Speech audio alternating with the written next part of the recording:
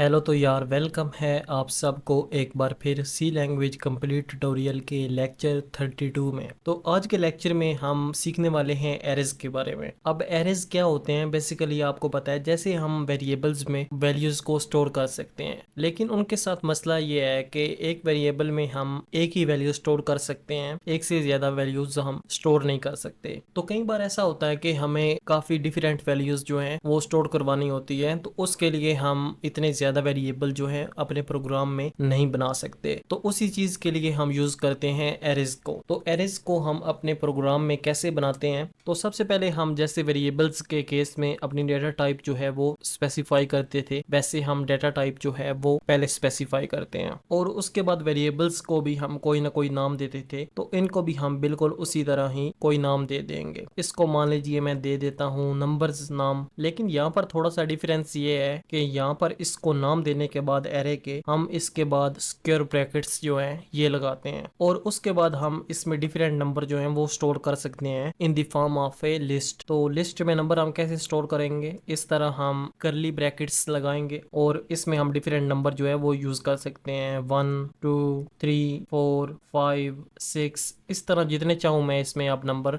Store करवा सकता हूँ और फिर इसके बाद हम इसी तरह अपना स्टेटमेंट टर्मिनेटर लगा देते हैं। तो इस तरह हमने एक वेरिएबल क्रिएट कर दिया जिसमें हम स्टोर करवा रहे हैं एक एरे जिसमें 6 नंबर्स हैं। अब इस एरे में हम किसी भी नंबर को यूज करके उसे प्रिंट आउट करवा सकते हैं और इस चीज के लिए हम यूज करते हैं समथिंग कॉल्ड इंडेक्स। तो उसी तरह हम %d लगाएंगे अपने प्रिंट फंक्शन में और यहाँ पर हम क्या करेंगे, हम अपना नंबर्स वाला वेरिएबल जो हमने यूज़ किया है एरेज के लिए वो यूज़ करेंगे और स्क्वायर ब्रैकेट में मान लीजिए मैं यहाँ पर अब इंडेक्स 0 पे कुछ प्रिंट आउट करवाना चाहता हूँ।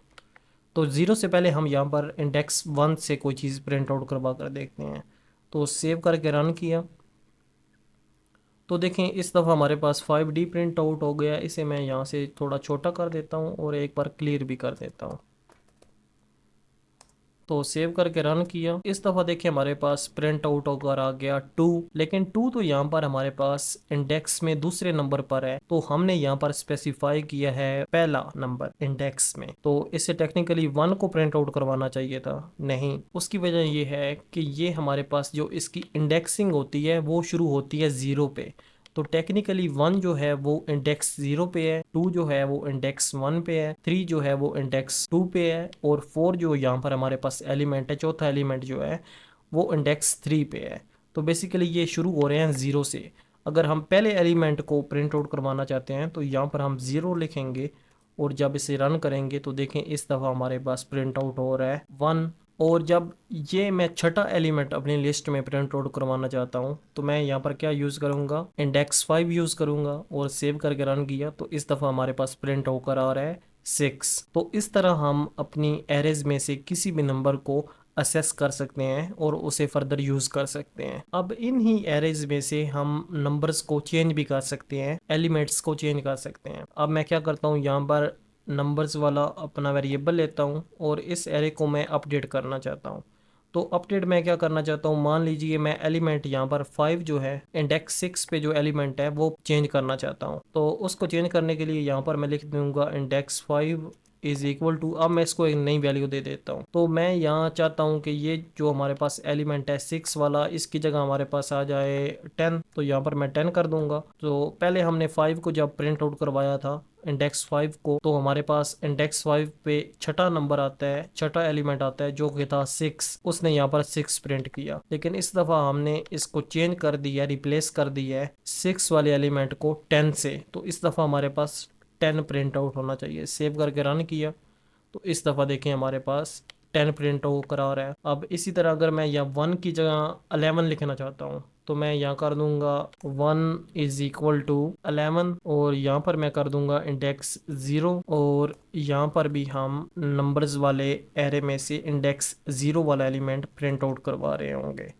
सेव करके रन किया तो देखें इस दफ़ा हमारे पास इंडेक्स 0 पे इसने 1 को रिप्लेस कर दिया है 11 से। तो इस तरह हम एरेज में से एलिमेंट को रिप्लेस भी कर सकते हैं, चेंज भी कर सकते हैं। तो इस लाइन को एक बार यहाँ से हटा देते हैं। अब इसी तरह हम अपने एरेज के एलिमेंट्स को एक लूप में चला सकते हैं। मीन के एक पहले हमारे पास इंडेक्स 0 वाला एलिमेंट आए, फिर इंडेक्स 2 वाला, फिर इंडेक्स 3 वाला, तो इस तरह हमारे पास एक सीक्वेंस में। तो उसके लिए हम क्या कर सकते हैं, यहाँ पर हम कर सकते हैं अपनी फॉर लूप को यूज़, और यहाँ पर हम कर देते हैं int i is equal to 0, i is less than, तो हमारे पास कितने एलिमेंट हैं, हमारे पास 6 एलिमेंट हैं, तो हम कर देते हैं i इज लेस देन 6, क्योंकि ये भी हमारे पास 0 से शुरू हो रही है लूप, और i प्लस प्लस हम करते जाएंगे। और यहाँ पर हम प्रिंट फंक्शन में अपने एरे के हर एलिमेंट को एक लूप में प्रिंट आउट करवा रहे होंगे। तो यहाँ पर हम यूज़ करते हैं %d और \n भी लगा देते हैं। नंबर्स वाला अपना एलिमेंट पास किया और इसमें हम लिख देते हैं सिंपली i।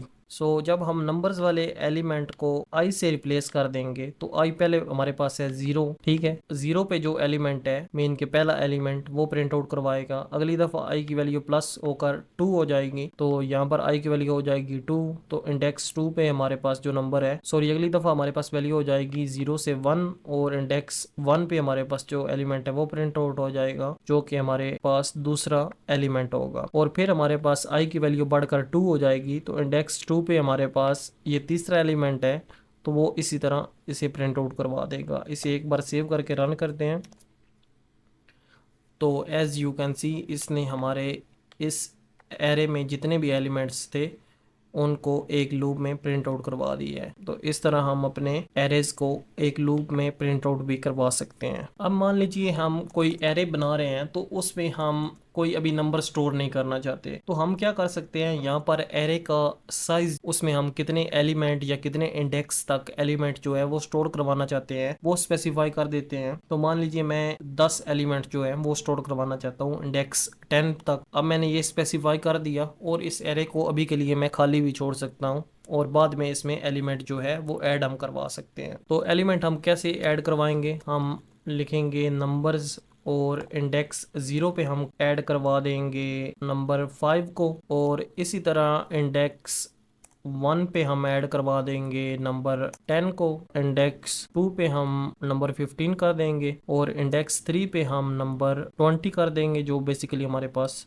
चौथा एलिमेंट होगा। और बाकी वाले एलिमेंट्स को अभी हम खाली छोड़ देते हैं, ठीक है। तो बार बार लिखने से बेहतर है कि यहाँ पर मैं अभी तक इसे इंडेक्स 3 पर ही छोड़ दूँ, क्योंकि यहाँ पर आपको समझ तो लग गई है कि हम कैसे बाद में इसमें वैल्यूज़ एंटर कर सकते हैं। तो अब हम इसको एक बार प्रिंट आउट भी करवा कर देख लेते हैं। तो मान लीजिए मैं यहाँ पर प्रिंट आउट करवाना चाहता हूँ इंडेक्स 3 पे जो नंबर है उसको, तो मैं यूज़ करूँगा नंबर्स वाली एरे, और इसमें इंडेक्स 3 पास कर दूंगा और सेव करके रन किया। तो देखें हमारे पास इंडेक्स 3 पे जो नंबर स्टोर था वो था 20 स्टोर। और अगर यहाँ पर हम कर दें इंडेक्स 0, तो इंडेक्स 0 पे हमारे पास कौन सा नंबर स्टोर है, 5, तो हमारे पास यहाँ आउटपुट में 5 आ गया।